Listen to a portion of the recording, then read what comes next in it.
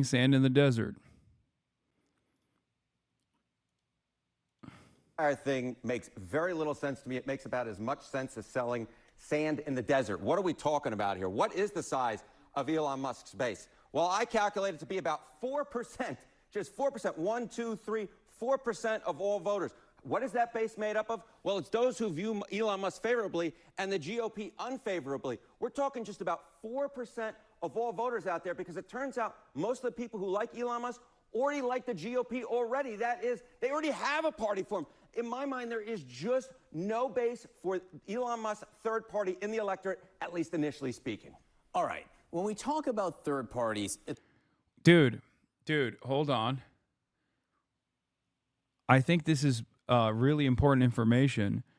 Holy Toledo. Maybe the Democrats should have learned a thing or two from this. I'm just saying.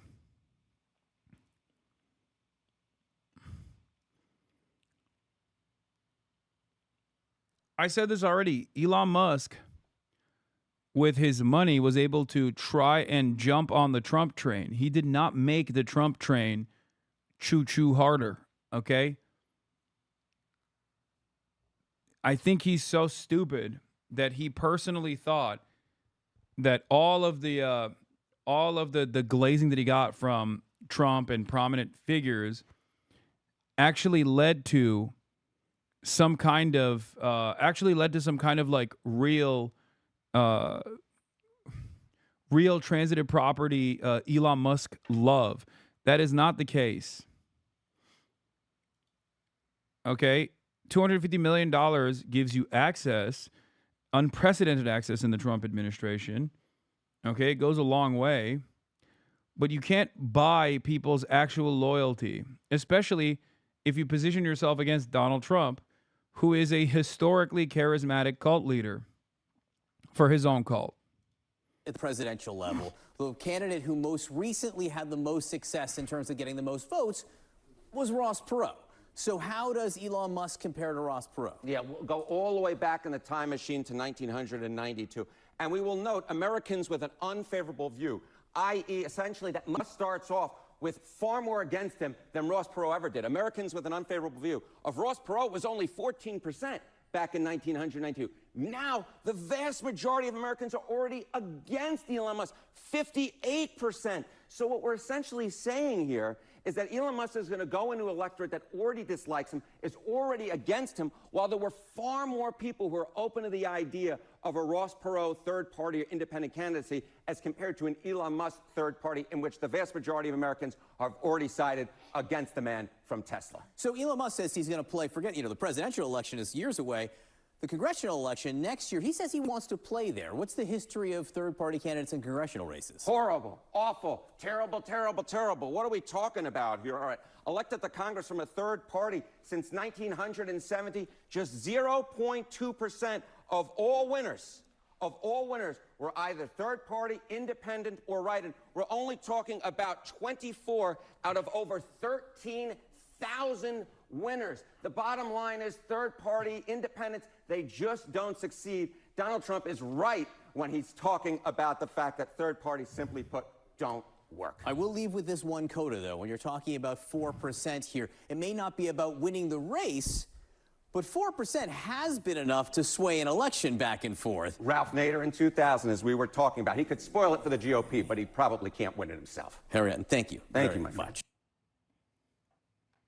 Holy Toledo, 1994.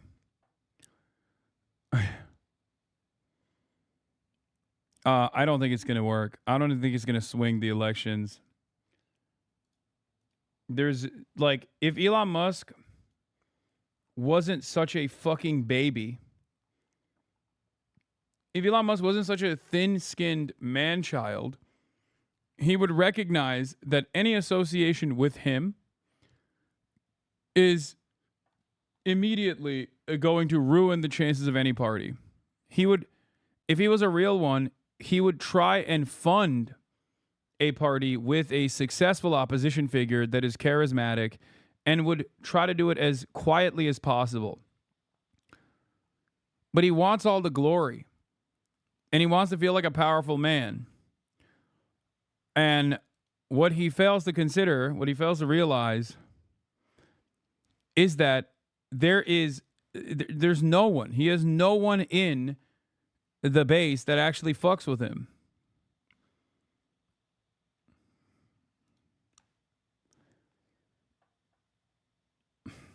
That's it. Huh.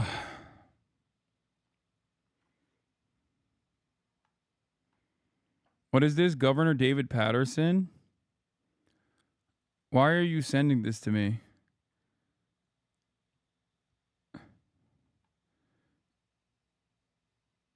I've been very clear in my position that I simply do not believe Zohran Mamdani is the best person to lead New York in these extremely turbulent times. We just saw federal budget passed and signed into law. I don't care about this.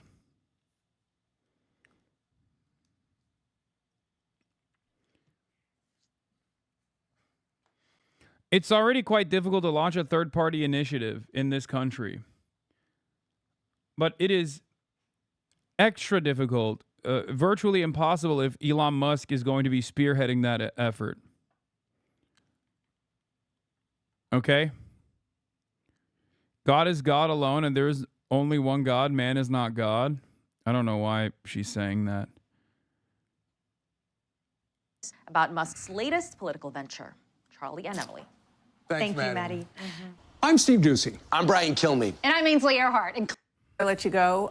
It's not a big secret that you had your differences. Okay, I don't care about this. Let's begin in Washington with... It's tariff time.